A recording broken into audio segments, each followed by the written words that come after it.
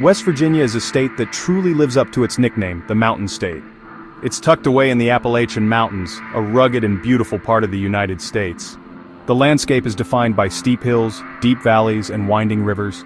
For millions of years, this land was covered by ancient swamps filled with giant plants and ferns. As these plants died, they sank into the mud and water. Over time, layers of rock and dirt piled on top, and the immense pressure and heat transformed that ancient plant matter into a hard, black rock. That rock is coal, and it became the foundational resource that would shape the destiny of West Virginia for generations to come. So what exactly is this black rock we call coal? It's a fossil fuel, which means it's like a battery that has been storing the sun's energy for hundreds of millions of years. When you burn it, that stored energy is released as heat. West Virginia happens to have some of the best coal in the world, especially bituminous coal, which burns very hot and clean compared to other types. The state's unique geology created thick, accessible seams of this valuable resource running through its mountains like veins. This geological lottery meant that from its earliest days, West Virginia's identity and its economy would be deeply connected to the task of digging this energy-rich rock out of the ground. The primary use for all this coal has been to generate electricity. For over a century, power plants across the country and around the world have burned coal to boil water, creating steam that spins massive turbines to make the electricity that powers our homes, schools, and businesses. Think about it. Every time you flip a light switch, charge your phone, or watch TV, there's a good chance that the power came from a place like West Virginia. Coal is also a critical ingredient in making steel. A special type of coal called metallurgical or coking coal is heated to create coke, which is used to smelt iron ore and produce the steel needed for everything from cars to skyscrapers. This connection to power and industry made West Virginia's coal incredibly important. The state became a powerhouse, fueling the industrial growth of America. The demand for its high-quality coal seemed endless, and this demand created a singular focus for the state's workforce. Entire towns and communities sprang up for one reason and one reason only: to support the mines and the people who worked in them. This wasn't just a job, it was the engine of the entire region. The story of West Virginia and the story of coal became so intertwined that it's almost impossible to tell one without telling the other. It was the bedrock of their economy and their culture. Being a coal miner is not a job for the faint of heart. It's a profession built on hard work, courage, and a special kind of toughness. For generations, men would descend deep into the earth, sometimes for 10 or 12 hours a day, into a world of darkness, dust, and constant noise. The work itself was physically demanding, involving drilling into rock, setting explosives to break up the coal seams, and operating heavy machinery to haul the tons of black rock to the surface. It's a dirty job, one that leaves you covered head to toe in black dust by the end of your shift, but it's also a job that generations of West Virginians have taken immense pride in doing. The dangers of coal mining are real and have always been part of the job. The risks were everywhere. Tunnels could collapse, trapping miners underground. Pockets of methane gas, a natural byproduct of coal, could build up and cause devastating explosions. The very air they breathed was a threat, as the fine coal dust could accumulate in their lungs over the years, leading to a debilitating and often fatal illness known as black lung disease. Every miner knew someone who had been injured or worse in the mines. They faced these dangers daily, armed with experience, caution, and a deep trust in the fellow miners working alongside them in the dark. Despite the risks, mining provided a good, steady paycheck that could support a family. In a state with few other large industries, a job in the mines was often the best and only option for many young men. It offered a path to a middle-class life, allowing families to own a home, buy a car, and send their kids to college. This opportunity created a deep sense of loyalty to the coal industry. The work was hard, yes, and dangerous, absolutely. But it was also honest work that put food on the table and built a future for their children. It was a trade passed down from father to son, a legacy of providing for one's family. This shared experience of hard work and shared risk created an incredibly strong bond among miners. They weren't just co-workers, they were brothers.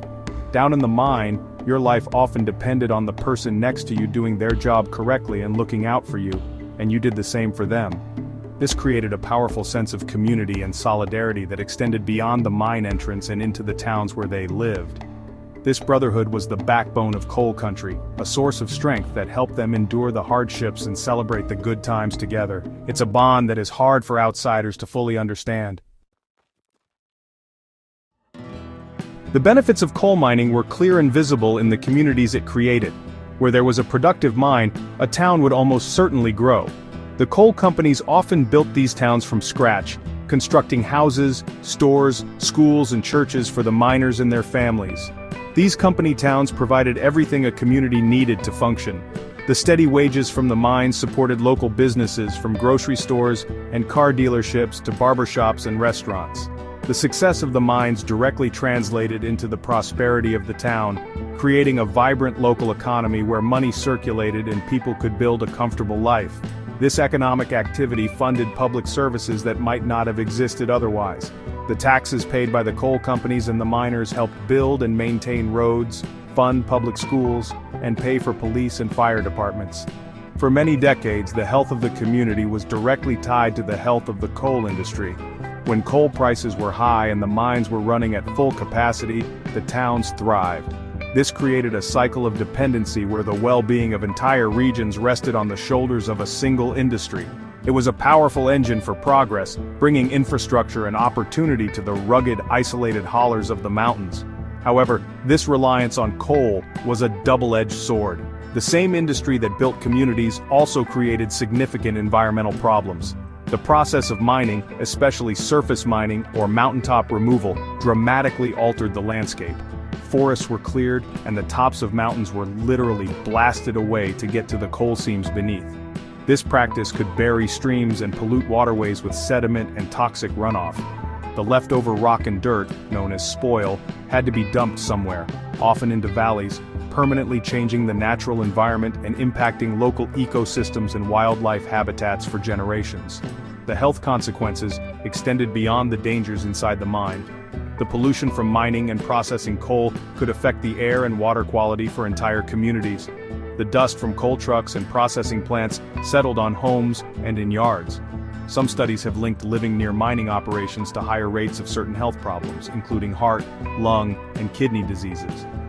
These long-term impacts on both the environment and public health created a complicated legacy for coal. It was the source of life and prosperity for many, but it also came at a steep cost that wasn't always immediately apparent. Today, the world of coal is changing faster than ever before. The industry that was once the undisputed king of energy is facing incredible pressure from multiple directions. One of the biggest shifts is the rise of alternative energy sources. Natural gas, which is cheaper and burns cleaner than coal, has become a major competitor for electricity generation. On top of that, renewable energy technologies like solar and wind power are becoming more affordable and efficient every year. As the country and the world look for ways to reduce air pollution and combat climate change, many power plants are moving away from coal, causing demand to fall sharply. This decline has hit West Virginia's coal communities hard. As mines close or scale back operations, thousands of miners have lost the high-paying jobs that supported their families for generations. The ripple effect is felt throughout the local economy. With fewer good paychecks coming in, small businesses struggle, tax revenues fall, and young people often have to leave the state to find work. Entire towns that once thrived on coal now face an uncertain future, grappling with population loss and economic hardship. It's a difficult and painful transition for a place whose identity has been so closely tied to a single industry for so long. Now, West Virginia is at a crossroads, forced to think about what comes next. The state is looking for new ways to build a more diverse and resilient economy. Some are looking to capitalize on the state's natural beauty by expanding the tourism and outdoor recreation industries. Others see potential in manufacturing technology and even harnessing those same mountains for new forms of energy like wind power. The transition is not easy. It requires new training, new investment, and a new way of thinking. The goal is to create new opportunities so that future generations can build a life in the state they call home. The future of West Virginia is an unwritten story. While coal may not play the central role it once did, the spirit of the people who mined it remains. The legacy of hard work, resilience, and strong community bonds is a powerful foundation to build upon. The people of West Virginia have always been resourceful and tough, shaped by the mountains they inhabit. The challenge now is to channel that same grit and determination that sent miners deep into the earth toward building a new, more diversified future on the surface. It's a dirty job, in its own way, but it's a necessary one for the mountain state to thrive in the 21st century.